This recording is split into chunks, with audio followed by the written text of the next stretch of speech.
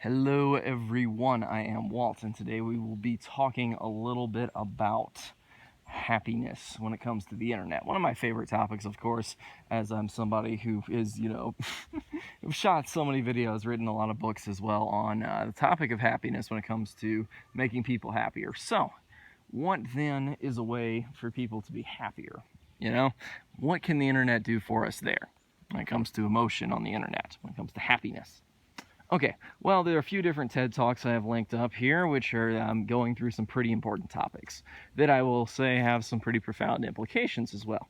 One of them being, first off, we have a TED Talk that talks about synthetic happiness, that people who don't get what they want and they're willing to accept the situation as, I went for this thing, I didn't get what I want, and then that's, if they accept that this is what happened and that that's okay and that they'll do it next time, or they'll, play it better next time, or they'll think of a new idea next time. When people play it that way, you see, you get synthetic happiness, where the mind simply synthesizes happiness for you. So when you don't get what you want, you're happy.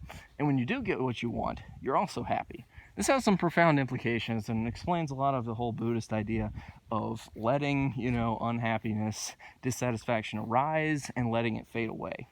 And one of the reasons this works is simply because if you're willing to accept things that you don't like, if you're willing to just say, okay, well, this happened and I didn't like it, but it happened, then your mind will make you happy by synthesizing happiness for you, okay? And really what this means when it comes to battling fear and living a happier life and all that kind of stuff, what it really means in that is simply that we can have happier lives simply by either getting what we want or accepting that when we don't get what we want, that's okay, that we live in a probable kind of universe and not a certain universe. So when we get things that we're not necessarily fans of, it's okay. So yeah, that's a big one. Another thing that's talked about is reversing the success happiness model in the other TED Talk I have there.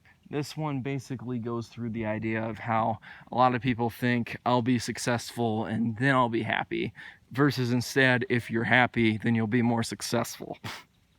Reverse the model. Try to be happy first, okay?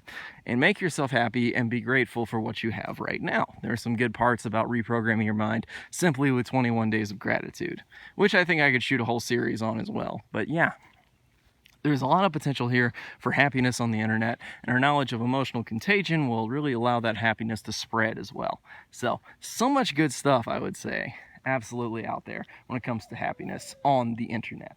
But that is going to be about all for this part, so I will see you guys next time as we recap Unit 7. Stay tuned. I'll see you then.